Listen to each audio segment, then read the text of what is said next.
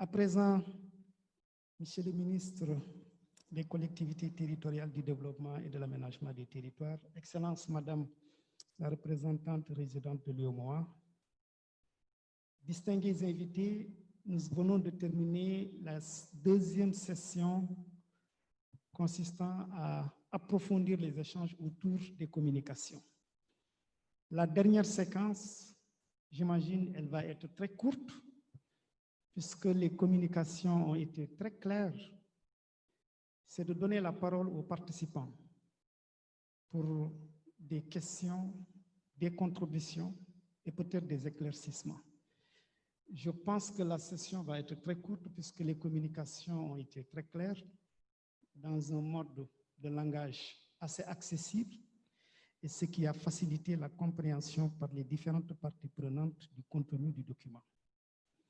Nous aurons aussi quelques participants en visioconférence. Nous avons déjà recueilli quelques questions que je me ferai le plaisir de transmettre à l'assistance pour des éléments de réponse. Excellence, Monsieur le ministre, nous allons passer à la dernière séquence. Je pense que nous allons procéder de la manière suivante, 5 à 7 intervenants, suivant les levées de main. 10, 11, 12, 13. Monsieur le ministre, nous avons 13 inscrits sur la liste des orateurs. Et nous avons près de 5 à 7 internautes qui ont déjà posé leurs questions. C'est une bonne vingtaine de participants. Je pense, Monsieur le ministre, pour organiser les débats, on peut accorder à chaque participant 2 à 3 minutes. Si cela vous agrée, une fois, 2 fois, 3 fois, c'est adjugé. Maximum 3 minutes par intervenant. Nous donnons la parole à M. Malick Sy et M. Sana Kanté se préparent. M. Malick Sy, vous avez la parole.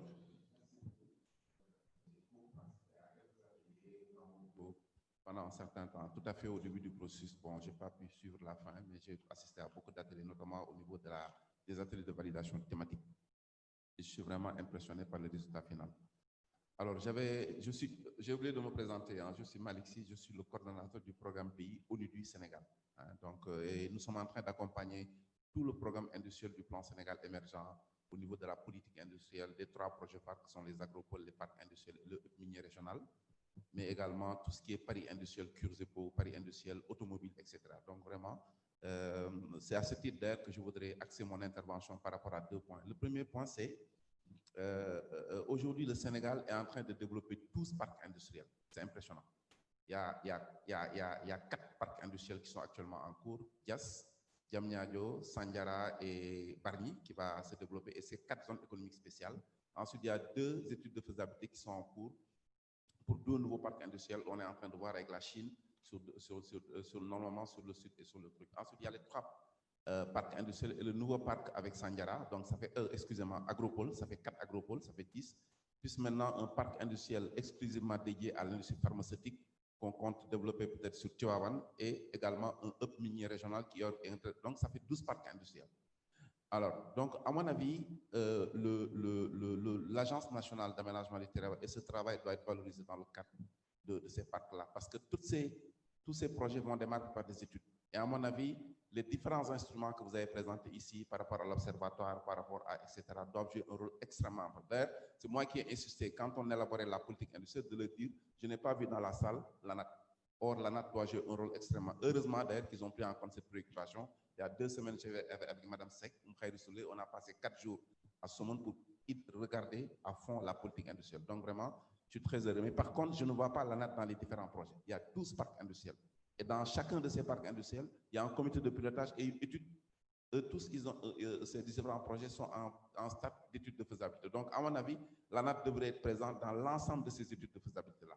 On a lancé l'agropole centre il y a 2 semaines, 3 semaines à Kaolack. On a fait un autre atelier il y a 1 semaine ici, même, au King Fahd, etc. Donc, vraiment, je pense que l'ANAT doit jouer un rôle extrêmement important dans ce cadre-là. Et peut-être les 2 interlocuteurs seraient le POS et également le ministère de l'Industrie, et également l'UNUDI.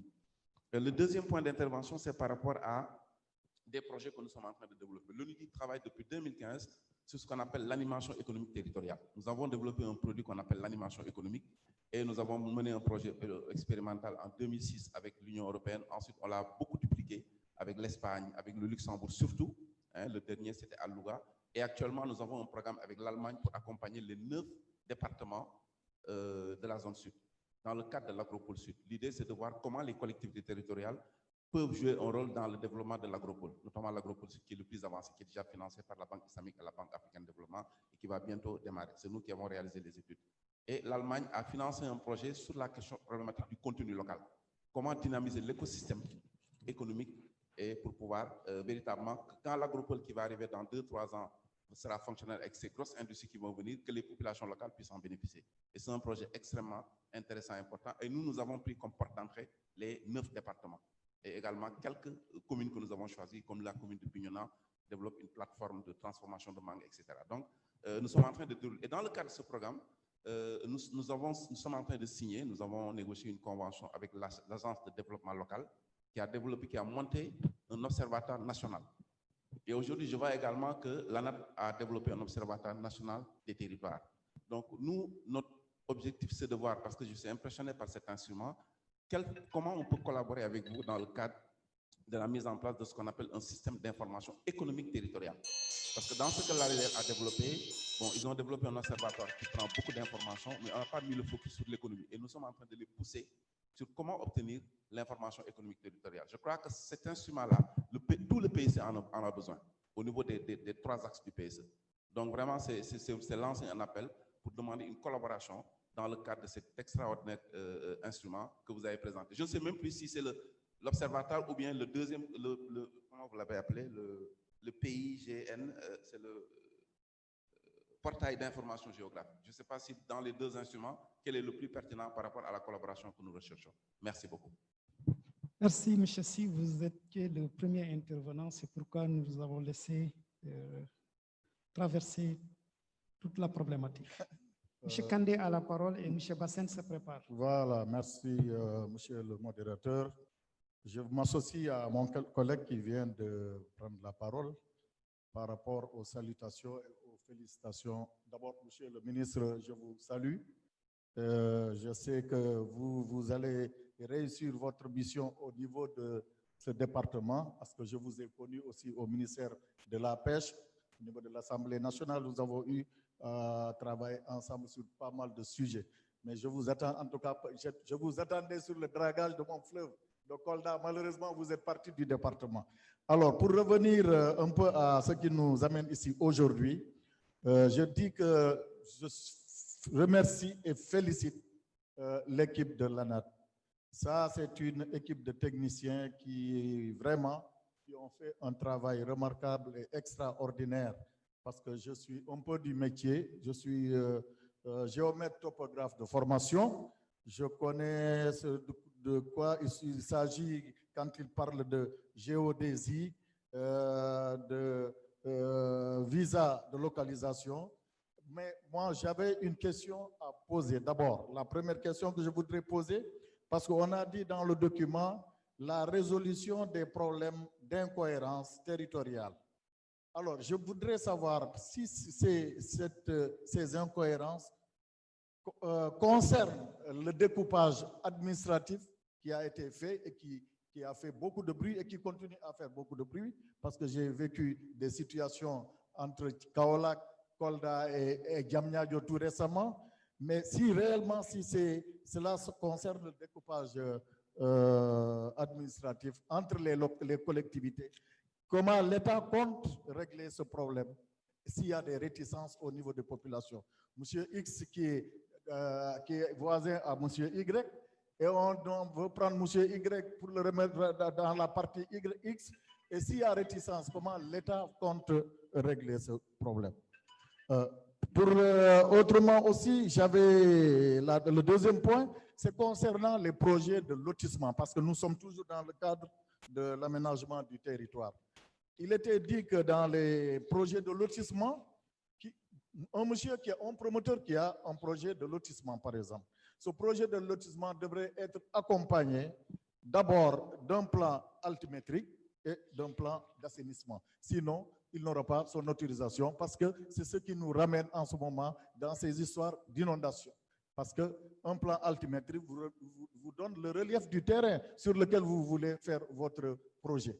Et maintenant, je vois que les lotissements, même dans les communes, hein, on fait ces lotissements sans pour autant accompagner ces projets de plans altimétriques ou de plans d'assainissement.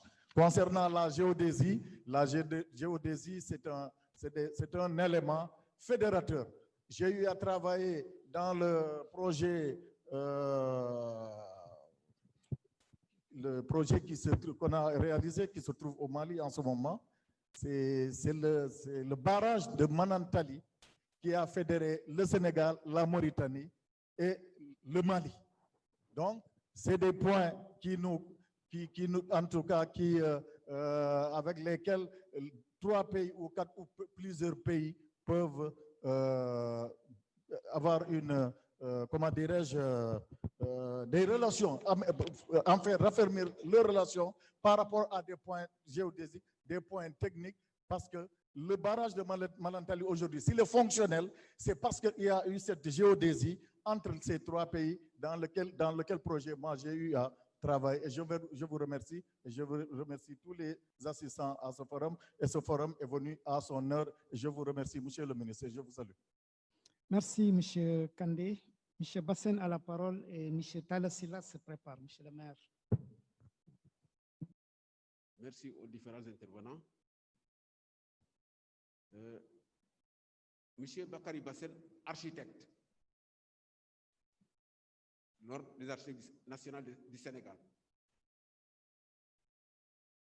J'ai relevé certains points, tout en me félicitant de ce projet, de ce plan, qui vient à son heure. Si cela était avant la reprise des eaux, de pluies abondantes, je pense que beaucoup de choses auraient pu être évitées, notamment certaines inondations. Pour les découpages des collectivités territoriales, je pense qu'il faut revoir certaines choses. On se rend compte que quand il y a une manifestation, les populations demandent à ce que leur localité soit érigée en ceci ou en cela. Bon, certains découpages sont faits, mais je pense qu'il faut revoir un certain nombre de choses pour parfaire la décentralisation, pour les rendre plus viables économiquement et du point de vue sociologique aussi. Parce que certaines localités ne peuvent pas réaliser même une petite route de 10 km.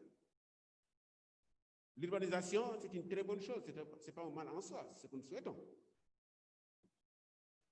C'est une bonne chose, mais aujourd'hui, la tendance devait être inversée. Je disais aux années 98 qu'il est temps maintenant de repenser le développement de nos villes en réduisant les investissements que l'on fait au niveau de la capitale Dakar, qui a déjà été largement favorisée. Si on veut limiter l'exode rural, et je disais également dans certains forums, plus on investit à Dakar, plus Dakar devient cher, et ça transmet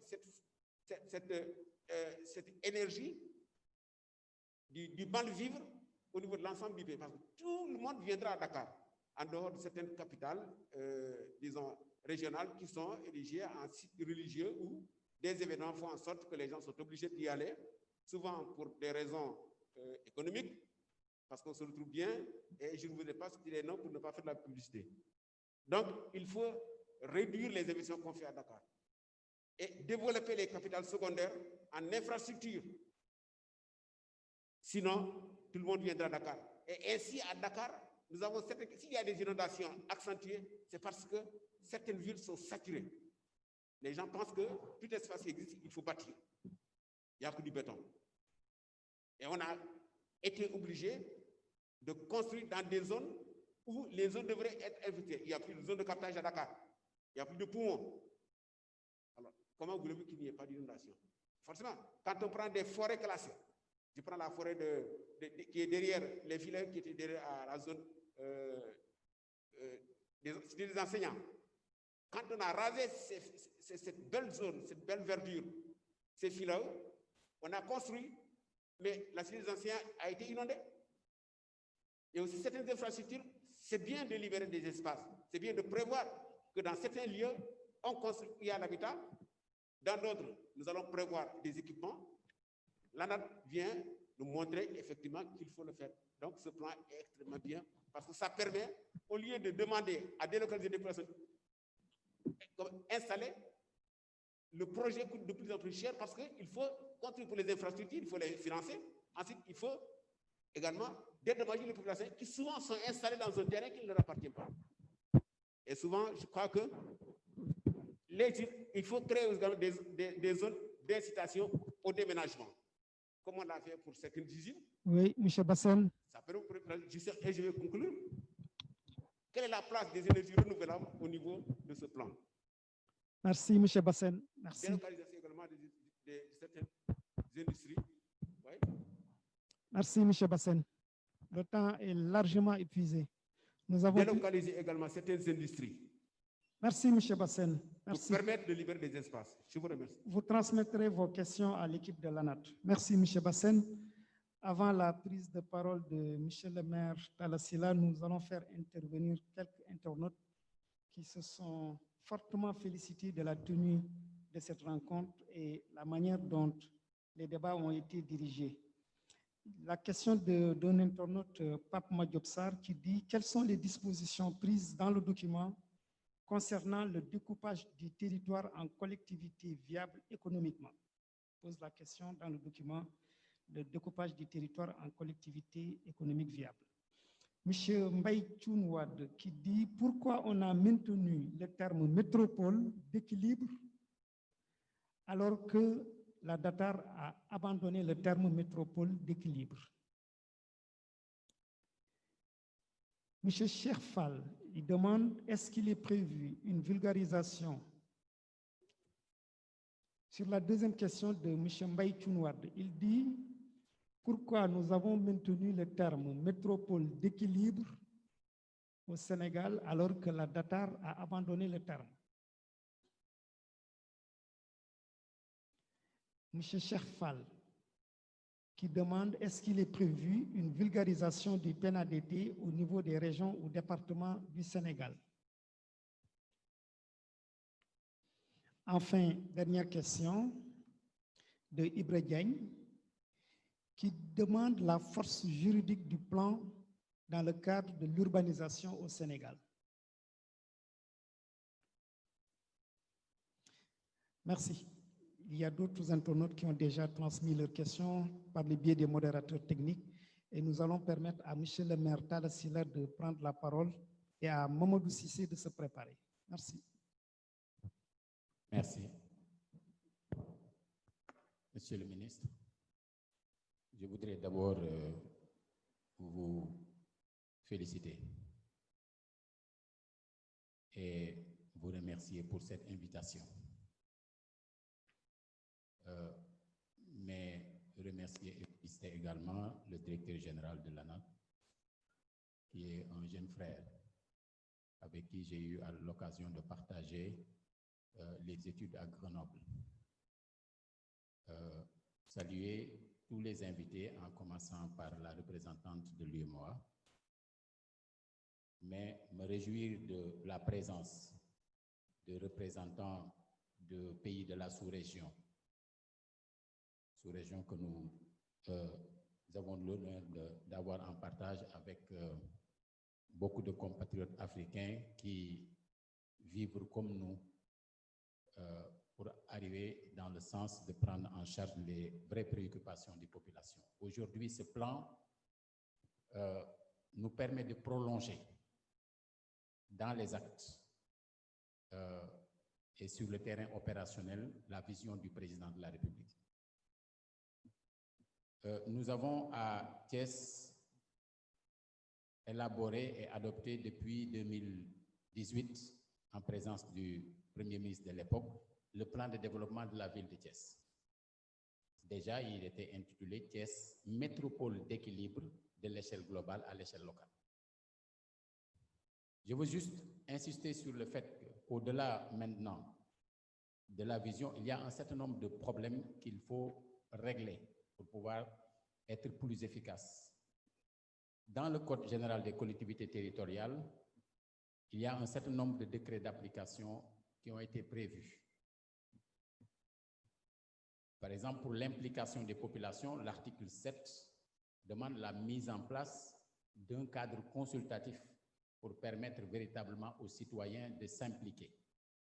À Thiès, nous avons pu anticiper sur ça, sur les modalités, en mettant en place un conseil consultatif de la ville où toutes les couches de la population sont représentées. Ce conseil a exactement le même nombre que le conseil élu, mais dans ce conseil, vous avez toutes les couches de la population. Vous avez l'université, vous avez les imams, vous avez les jeunes, vous avez les femmes, vous avez etc., qui ont la possibilité, avant vraiment toute grande décision, de donner leur avis. L'autre élément, c'est les audiences publiques que nous organisons chaque 6 mois pour rendre compte à la population. Moi, je suis convaincu que ces problématiques qui sont posées et qui ont été clairement exposées aujourd'hui doivent être appropriées, prises en charge par les populations elles-mêmes. Il faut juste aller dans le sens, par une démarche pédagogique, de les informer, de leur expliquer exactement ce qui se passe et ce que cela signifie. L'autre élément en termes aussi de décret d'application, c'est la question de la police municipale. Vous voyez des personnes construire sur des zones non édificantes. Aujourd'hui, beaucoup de problèmes que nous avons liés à ces inondations révèlent que l'absence d'une police municipale pose problème. Nous avons également à ce niveau-là anticipé en mettant en place un dispositif de surveillance urbaine.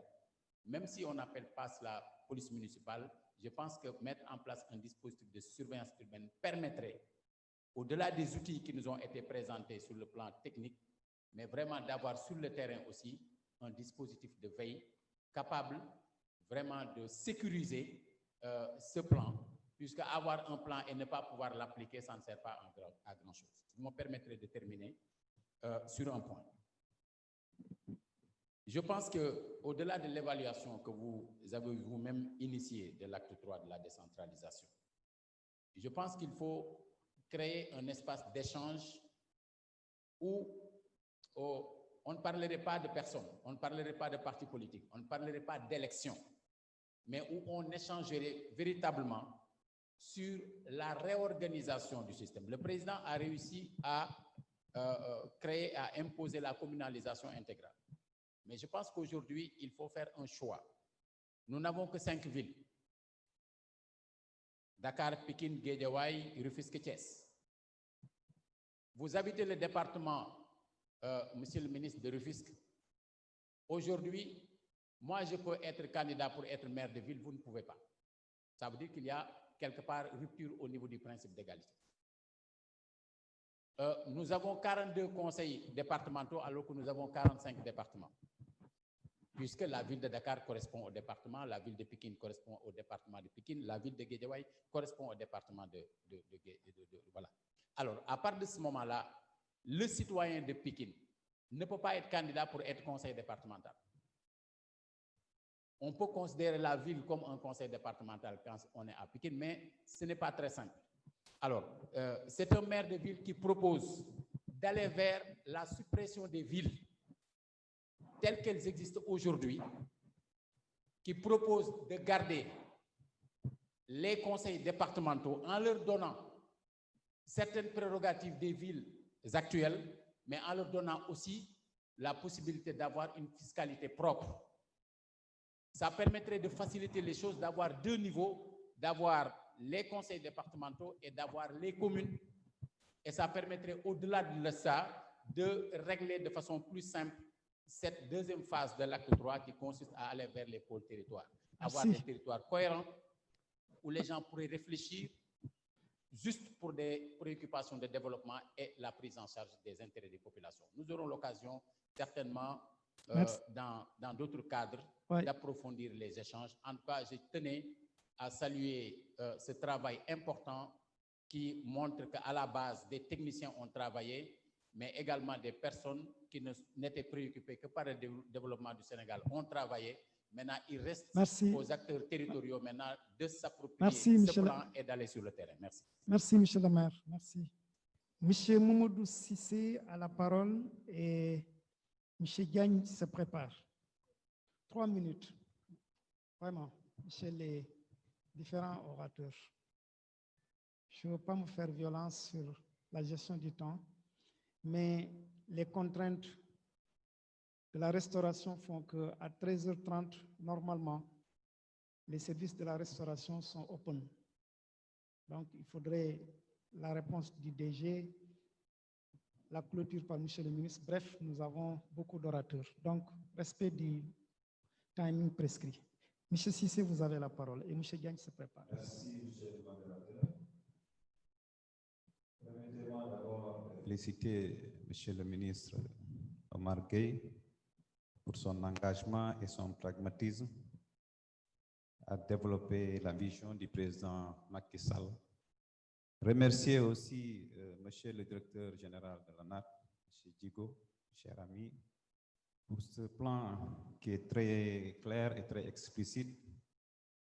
Et surtout, moi, je pose deux questions. La première question, d'abord, c'est quelle est la stratégie que votre département va mettre pour arrimer ce plan au PSE au niveau des territoires, surtout avec aujourd'hui, si vous voyez les capitales régionales qui sont, je peux dire aujourd'hui, à la limite de leur territoire, et surtout aussi avec le découpage administratif incohérent. Et mes collègues ont marché sur ma langue aussi, parce que si nous proposons aujourd'hui un plan qui va à horizon 2035, avec un aménagement bien spécifique, pour protéger ce plan, les collectivités territoriales ont besoin vraiment d'être accompagnées. Parce que si le plan n'est pas respecté, il y a eu des occupations anarchiques. Après ça, on fera du recommencement à zéro. Comme vous avez vu aujourd'hui, je peux dire les inondations qui sont aujourd'hui en actualité à Dakar, je peux dire que c'est parce que les plans d'aménagement qui avaient été conçus avant n'ont pas été respectés et les populations ont occupé des zones inondables. Et Monsieur le ministre, je ne vais pas terminer sans attirer votre attention parce que le président de la République, durant sa campagne, avait parlé d'ériger à Kédougou un aéroport international. Mais sur le plan que j'ai vu, c'est un aéroport régional qui a été matérialisé. Et aussi, comme vous savez, Kédougou est une région frontalière qui a une frontière avec le Mali et la Guinée.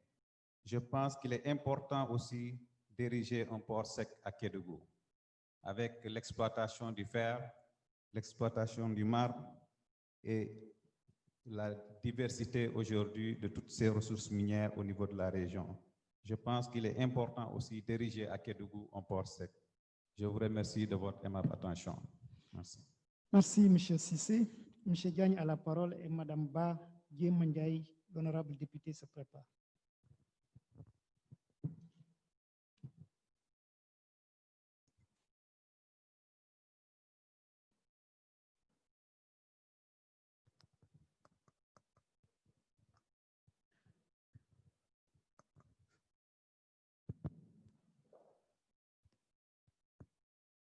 Merci.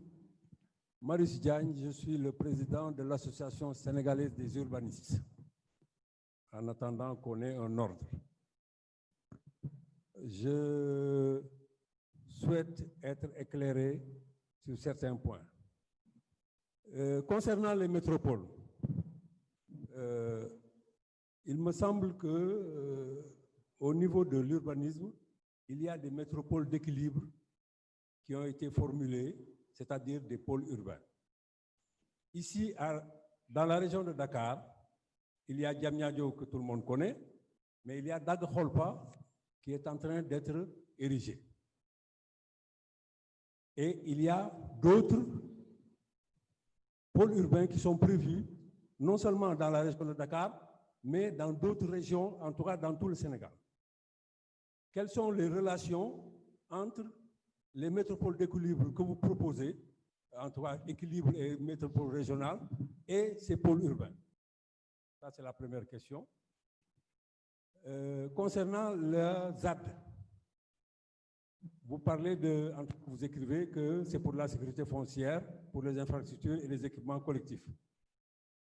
Mais la question que je pose, c'est sur quel territoire ces ZAD-là vont s'appliquer? Parce qu'il y a au niveau de l'urbanisme, il y a les SDO qui ont des territoires, il y a les PDU qui sont des territoires communaux, et les PUD, enfin, qui sont les détails qu'on ne devait pas, je pense qu'on ne devait pas citer ici parce que ce sont les détails des PDU et des SDO. Troisièmement, pour le système national de planification proposé, je me pose la question, quelles sont les articulations entre les SCAT, le SCAT-DT, le SDO, le PDU et le PUD? Je ne vois pas les articulations parce qu'il y a une intervention sur un territoire national et une intervention sur un territoire urbain. Donc, c'est deux ministères différents. Je ne vois pas, en tout cas, l'articulation entre ces différents documents de planification. Je vous remercie.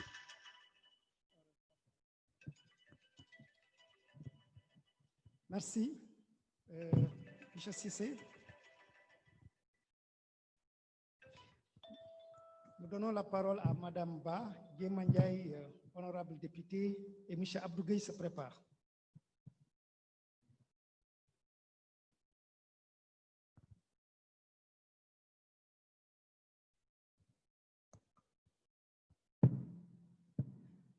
Merci beaucoup, Ousseynou. Je voudrais d'abord remercier le ministère pour nous avoir associés, le ministère des collectivités locales pour nous avoir associés et invités à cet important forum. Féliciter Monsieur le ministre. Et je comprends pourquoi le DG de l'ANAT, M. Digo, était très ému tout à l'heure quand il devait vous remercier. Je me présente, c'est Dié Mandiaïba, député à l'Assemblée nationale et présidente de la Commission des lois, de la décentralisation, du travail et des droits humains. Mais j'ai été précédemment au ministère des collectivités locales, donc je comprends vraiment l'émotion du DG de l'ANAT. Monsieur le ministre, vous lui avez permis de réaliser quelque chose pour lequel il s'était engagé et c'est avec persévérance, je pense, que vous avez abouti à ce plan. Associer aussi l'équipe de l'ANAT. Et j'ai été, monsieur le ministre, très impressionné par la qualité vraiment du travail qui a été fait durant ces 6 années. Et naturellement, je voulais vous dire ici l'engagement du Parlement. Nous avons reçu le projet de loi d'orientation sur l'aménagement du territoire. Et je pense que dès l'ouverture de la session, nous allons examiner en premier cette loi parce que nous avons été convaincus par ce travail important d'élaboration de ce plan. Et donc, vous dire également que nous avons beaucoup apprécié le caractère inclusif et participatif de ce plan. Et monsieur le ministre, une chose est d'élaborer un plan, mais une autre chose est de mettre en œuvre ce plan. Je pense qu'on a pu constater la richesse du travail durant ces 3 phases d'élaboration du plan, mais moi je suis restée un peu sur ma faim et je pense que c'est important que le législateur que je suis soit plus édifié sur les mécanismes de financement de ce plan. Et c'est pour cela que je voudrais quand même me réjouir de la corrélation que vous avez faite entre les piliers du PSE et les axes de ce PNADT, mais également des outils que vous avez bien explicités, c'est-à-dire le visa de localisation et l'Observatoire national des territoires. Je pense que c'est important et ça va marquer que l'ANAT va avoir un nouveau positionnement. Vous l'avez un peu énoncé et c'est important que l'ANAT ait un nouveau positionnement par rapport à ces rôles importants que vous venez de nous démontrer à travers ce PNADT. Maintenant, je voudrais vraiment que vous reveniez un peu sur les modalités de mise en œuvre sur les aspects financement de ce plan national d'aménagement pour nous convaincre davantage, mais nous sommes déjà convaincus par rapport à l'importance de ce plan national d'aménagement. Je vous remercie. Merci, Madame Ba, honorable député. La parole à M. Abdou Gueye et le maire Seydou Sani se prépare.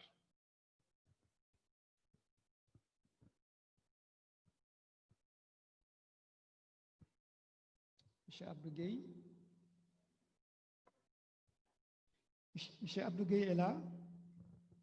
C'est bon? Merci, monsieur le modérateur. Je suis Abdou Gueye, le représentant de GES Petrogaz. Permettez-moi également de vous remercier de nous avoir associés à cet important forum de vulgarisation, mais adresser également nos vives félicitations à monsieur le ministre, M. Oumar Gueye, et surtout à l'ANAT pour les brillantes présentations faites depuis ce matin. Bon, peut-être moi, mon intervention, je vais l'accentuer sur 2 points. Savoir la question relative à la gestion des ressources naturelles marines, parce que depuis ce matin, vous avez beaucoup parlé des opportunités liées à la découverte de pétrole et de gaz. Et l'autre point, orienté un peu sur les infrastructures gazières dans le cadre du gas to power. Donc, ma première question est de savoir, peut-être ici vous nous parlez de plans d'ici 2035, donc il nous reste encore 15 ans. Et vous savez bien qu'on a des découvertes importantes. Et aujourd'hui, qui parle d'infrastructures gazières, surtout offshore, je pense que devant nous, on a un ministre qui était également le ministre de pêche et qui maîtrise très bien les enjeux.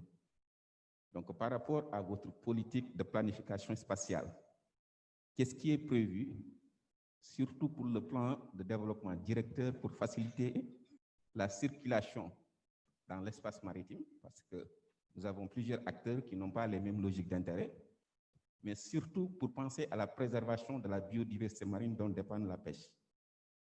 Parce que quand je donne juste l'exemple du nombre de pirogues dont nous disposons, c'est-à-dire les pirogues immatriculées qui tournent autour de plus de 19 000, sans pour autant compter les pirogues qui ne sont pas du tout immatriculées, et que dans l'espace maritime, il y a souvent ces infrastructures pétrolières. Nous avons à la limite des zones potentielles de pêche. Et comme c'est un outil aide également à la décision, qu'est-ce qu'aujourd'hui l'ANAT a prévu dans le cadre de cet horizon d'ici 2035? Donc l'autre point, quelqu'un l'a souligné, l'ANAT, on ne l'a pas senti, surtout dans le cadre de la stratégie gas to power. Et que par rapport à l'expérience pour celui qui venait tout à l'heure de Burkina Faso, ils avaient plus ou moins parlé un peu de déplacement. Et qui parle d'infrastructures gazières parle forcément de déplacement, parce que dans le cadre du projet Gas to Power, on a des projets surtout qui portent sur l'environnement financé par la Banque mondiale. Et il va falloir définir les zones d'emprise pour surtout le tracé gazoduc. Donc, si l'ANAT a une bonne maîtrise d'information sur la terre ferme, aujourd'hui, on a prévu de développer la stratégie Gas to Power qui va concerner plusieurs régions, mais aujourd'hui, on démarre sur la région de Thiès et la région de Dakar. Quelle serait l'implication de l'ANAT pour au moins donner une valeur ajoutée par rapport au réseau gazier du Sénégal? Donc, ce sont ces 2 points où je voudrais peut-être intervenir et adresser la parole au ministre. Je vous remercie. Merci. Monsieur Abdou Gueye, monsieur le maire Seydou Sané a la parole et monsieur Abdoul Aziz Khan se prépare. Voilà, merci beaucoup. Monsieur le ministre, je suis Seydou Sané, premier adjoint au maire de la commune de Ziguinchor. Je voudrais vous transmettre ici les salutations de monsieur le maire. Il m'a dit de vous dire directement, tellement il est fier de cette invitation et très content de ce que vous êtes en train de faire. à la même occasion vous dire que le port de Ziguinchor, pour lequel vous avez bien accepté de faire la première pose de pierre, est en voie de finition. Et que nous allons vous inviter à venir, Monsieur le ministre, participer à son inauguration. C'est pour dire votre engagement est connu de tout le monde. Que Dieu vous garde et vous porte encore davantage sur le chemin qui va illuminer notre pays. Alors, Monsieur le ministre, le président de la République a considéré la Casamance comme étant zone spéciale touristique d'intérêt national. Je pense aujourd'hui que cet outil que nous avons doit être le breuvage qui va éclairer le pays. Et dans ce sens, nous avons besoin de comprendre la corrélation entre ce document et l'activité touristique, surtout en Casamance. Au demeurant, si nous tardons à mettre en valeur ce document, on risque de revenir encore pour rectifier. C'est pourquoi il faudrait, Monsieur le ministre, que nous ayons une anticipation. Ce document, tout le monde le voit. Il est le document à mettre en œuvre. L'autre élément, Monsieur le ministre, c'est le timing pour la prise en charge des incohérences territoriales.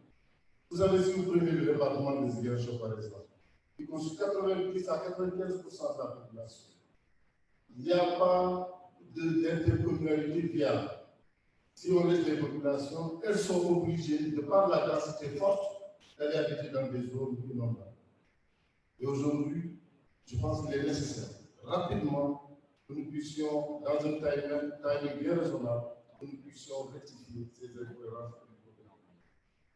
Alors, ce que je voudrais savoir aussi, c'est au niveau déconcentré. Quel va être l'organe qui va se charger de la gestion et du suivi même, de ce plan? Est-ce que vous avez pensé à mettre en place un organe? Comment il va fonctionner? Comment il va être conçu? Ce serait très important à nous de le savoir. Et aujourd'hui aussi, une activité importante, la stratégie de vulgarisation au niveau local.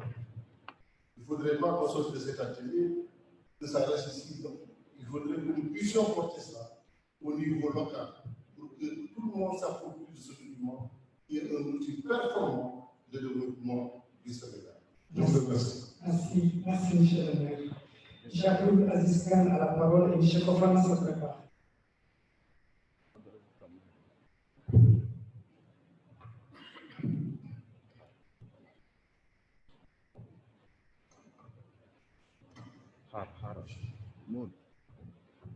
Je vous remercie. Je m'appelle Abdelaziz Khan. Je suis le président de l'association sénégalaise d'évaluation, Sénéval.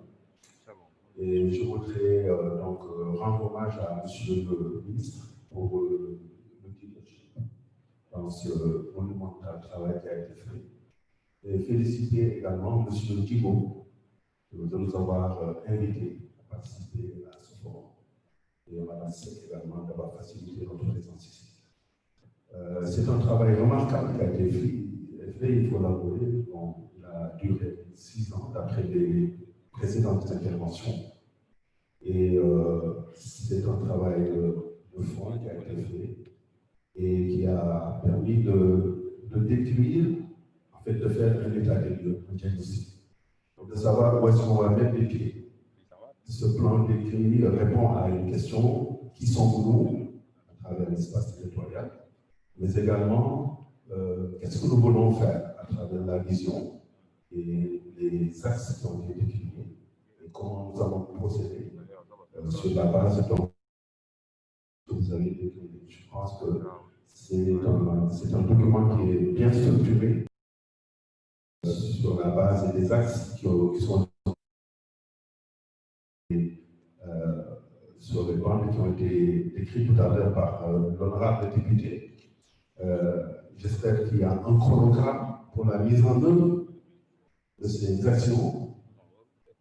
Qui dit chronogramme dit délai, ce plan va se dérouler jusqu'en 2035. Qui dit chronogramme également dit ressources requises pour la mise en œuvre de ces actions afin d'atteindre des objectifs spécifiques et ultérieurement le plan.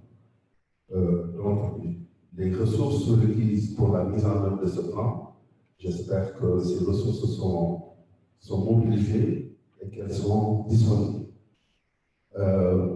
Une chose est d'élaborer ce document d'orientation qui a été extrêmement bien fait. Je voudrais féliciter tout à l'heure le directeur, enfin, la personne qui a présenté tout à l'heure le plan, merveilleusement bien présenté. Une chose est donc d'élaborer ce document d'orientation. Autre chose est de le mettre en œuvre, mais autre chose également est de suivre la mise en œuvre de ce plan, mais aussi et son évaluation finale. Je pense que ce sont des préoccupations qui doivent animer nos autorités, doivent animer le ministère des collectivités territoriales, de la décentralisation, de l'aménagement du territoire, pour que ce plan puisse répondre aux attentes en termes de développement sur le plan économique et social. Je vous remercie. Merci, M. Abdelaziz. M. Fofana a la parole et Mme Kass se prépare. M. Fofana. Ah, c'est vous. Faites passer le micro. Donnez.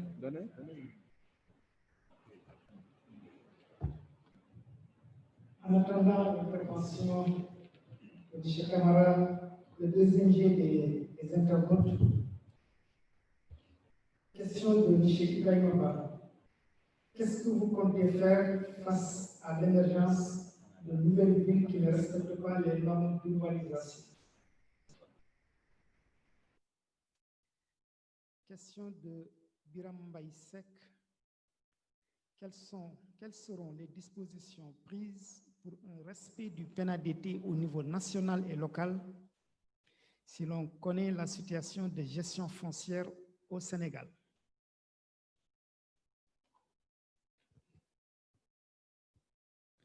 Question de Aïssatou Massouba. Quelle est la place des espaces frontaliers dans la stratégie nationale d'aménagement du territoire? Merci, c'est le dernier jet pour les internautes et nous sommes sur le dernier jet des participants en présentiel. Madame K a la parole, Monsieur Fofana a la parole et Madame K se prépare. Merci. Voilà. Merci beaucoup, Monsieur le modérateur.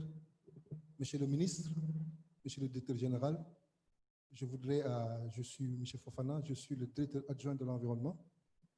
Je voudrais, à l'entame de mon propos, vous féliciter pour l'excellent travail qui a été réalisé.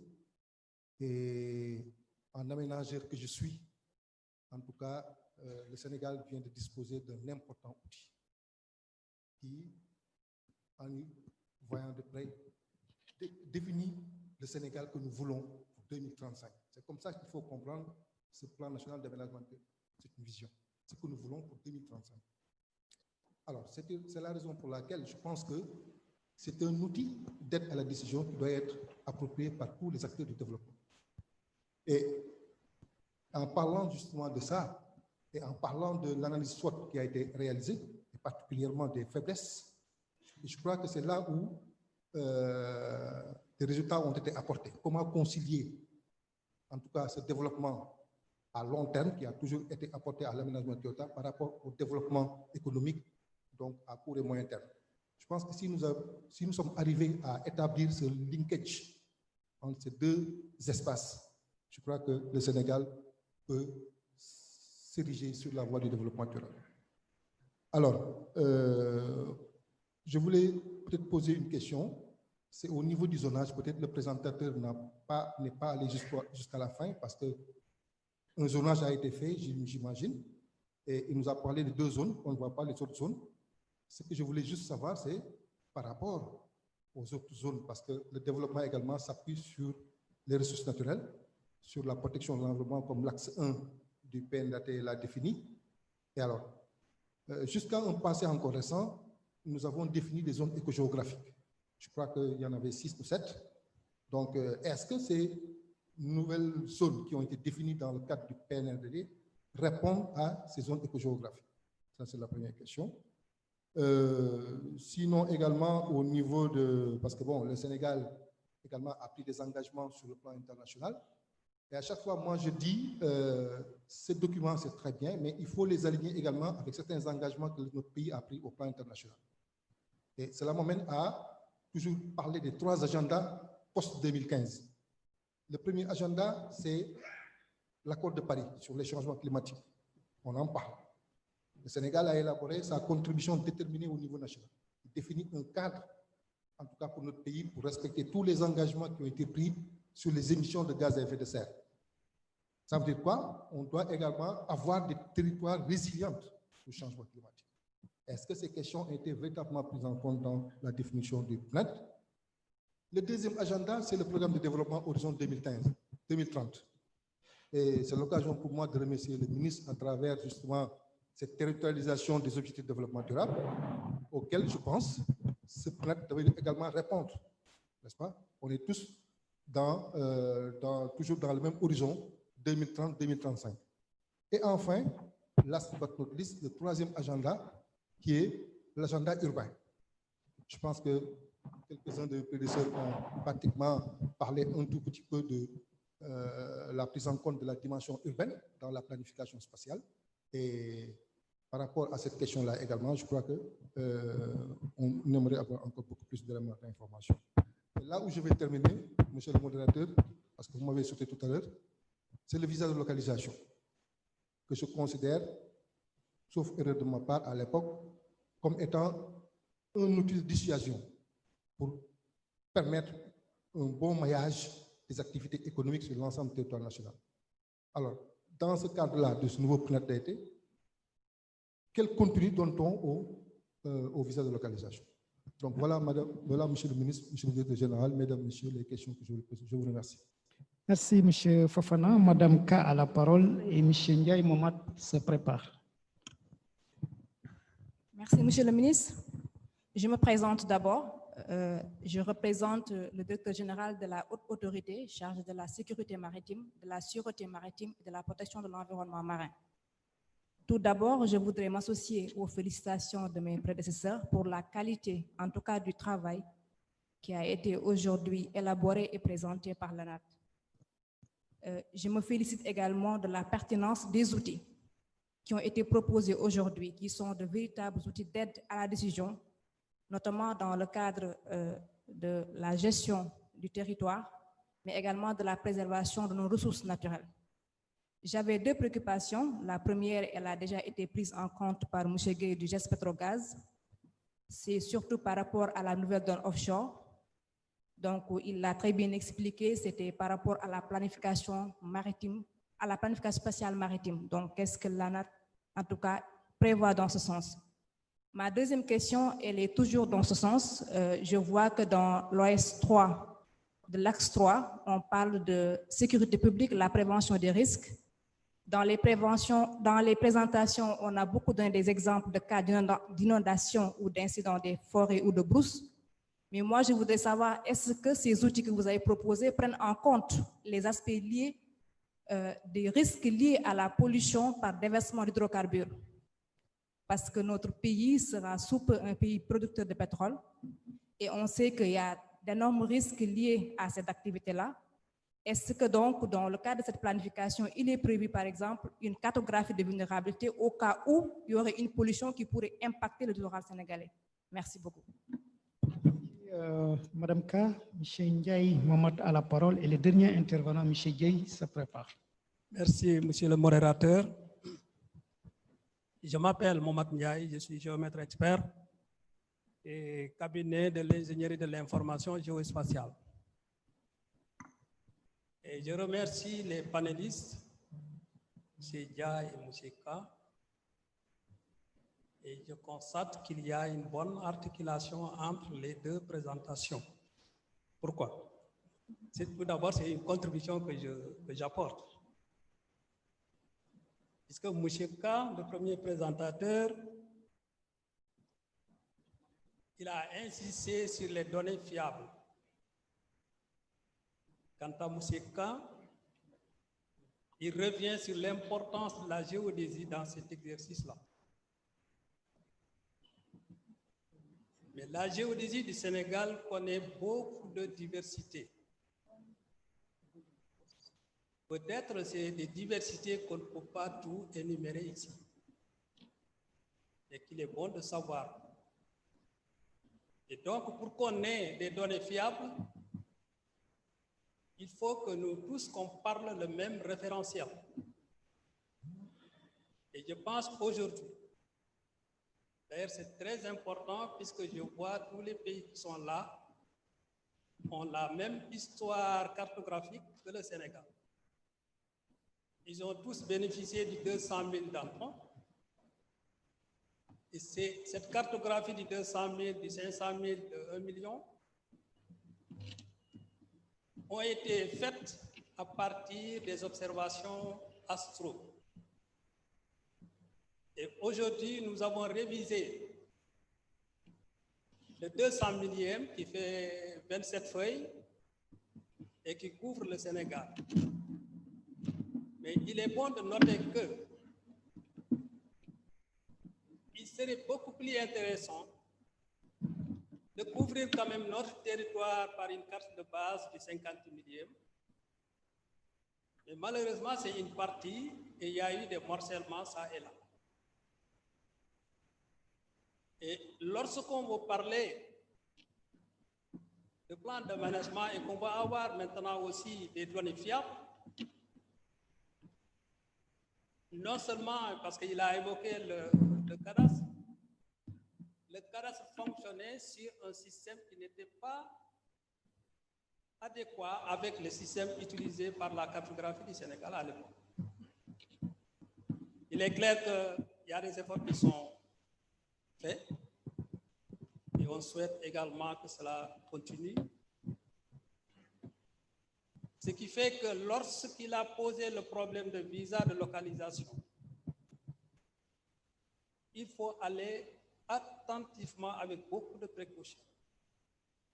Puisque le cadastre, s'il n'a pas réalisé le changement de coordonnées vers le système de cartographie qui permet de géolocaliser, ça pose un problème.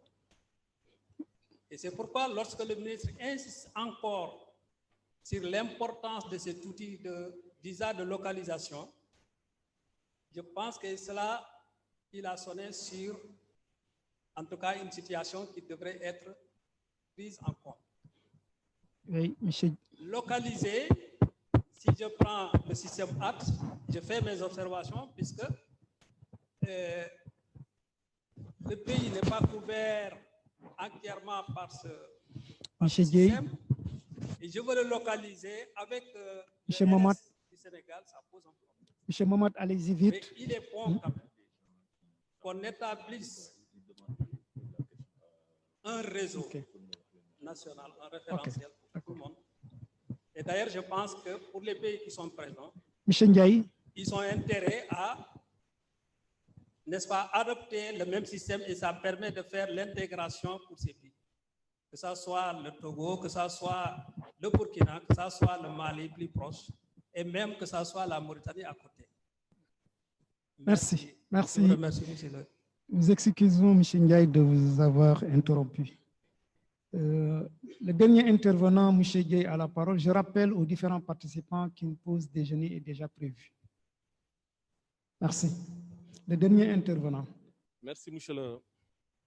Je vous remercie, monsieur le modérateur. Et permettez-moi également de rendre un hommage mérité de félicitations à son Excellence, monsieur le ministre, et également à adresser mes sincères félicitations et encouragements au directeur général de l'ANAT, qui véritablement, avec une démarche inclusive et participative, a permis l'élaboration de ce document qui a respecté les normes de rigueur scientifique. Monsieur le ministre, avec votre permission, je voudrais rappeler que le Sénégal est à son deuxième niveau d'adoption de plan national d'aménagement territoire. Le premier plan, il a été adopté en 1997 par son Excellence, Monsieur le Président de la République, Abdou Diouf. Et 23 ans après, on est à notre deuxième adoption de plan. Certains l'ont dit qu'il y avait certes un niveau d'exécution. Pour certains, ça n'a pas été fait. Pour d'autres, ça a été timide. mais en tout cas, il y avait quelque chose en termes de mise en œuvre de la politique d'aménagement du territoire du premier plan. Monsieur le ministre, je voudrais attirer votre attention sur le fait qu'il serait intéressant qu'on ne puisse pas tomber par rapport, ou du moins profiter de l'expérience passée, de ne pas tomber ce qui s'était passé par rapport au premier plan. Donc, à ce niveau, je pense bien qu'il faudrait davantage, plus d'ancrage institutionnel à l'aménagement du territoire. Monsieur le ministre, avec votre permission, j'aurais souhaité vous suggérer, si vous le permettez, que l'aménagement se trouve au niveau constitutionnel, qu'il y ait des textes de loi, de la révision de la Constitution, après l'adoption de la loi, qu'il y ait quand même une révision constitutionnelle nous permettant de placer l'aménagement du territoire au cœur de la Constitution, parce qu'elle fédère l'ensemble des politiques sectorielles au niveau national. Donc ça permettra quand même, quel que soit le niveau d'engagement et de volonté, que l'aménagement trouve une place déjà sécurisée, qui est la Constitution. Le deuxième élément auquel je voudrais attirer votre attention, monsieur le ministre, monsieur le directeur, si vous le permettez, c'est par rapport au visa de localisation. Le directeur adjoint de l'environnement l'a parlé que c'est un instrument qui était dissuasif, autant pour moi. Mais également, il faut reconnaître que c'est un instrument qui existe jusqu'à présent parce que ça a été pris par décret. Et je ne me souviens pas, du moins, que ce décret a été abrogé ou pas. Je l'avais dit lors de l'examen du projet de loi portant sur la d'orientation d'aménagement au niveau du secrétaire général du gouvernement. Il faudrait quand même qu'on puisse revisiter ce décret et essayer de prendre en compte certains aspects du décret, parce qu'en fait, à l'époque, certes, ce décret n'a jamais été mis en œuvre, mais quand même, ça permettait de donner un coup d'implantation des projets, des infrastructures à référence spatiale. Je pense bien que ça ne devait pas se limiter uniquement aux parcellaires, mais également aller beaucoup plus loin en matière de correction des déséquilibres spatiaux. Monsieur le ministre, également, comme deuxième élément d'appréciation, c'est par rapport à l'axe 3, objectif numéro 1, qui est l'équité territoriale.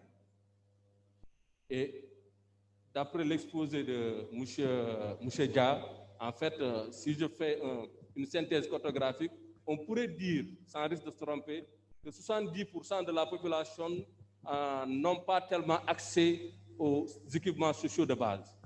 Moi, je pense bien que si tel est le cas, il y a urgence à pouvoir réagir par rapport à ça. Parce qu'en fait, le problème de fond au niveau national, c'est que les populations n'ont pas accès aux services de base, raison pour laquelle tous migrent vers Dakar, ou Thiès, ou en tout cas vers les capitales régionales où ils peuvent trouver, comme cette carte l'a montré, des services sociaux de base. Je pense bien qu'il y a urgence de pouvoir inverser cette tendance au point que maintenant que les populations puissent s'installer dans le lieu d'origine et avoir les... Je vous remercie. Merci, M. Gueye.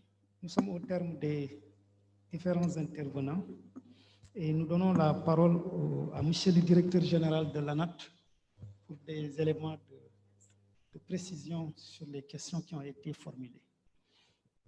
Monsieur le directeur général, vous avez la parole.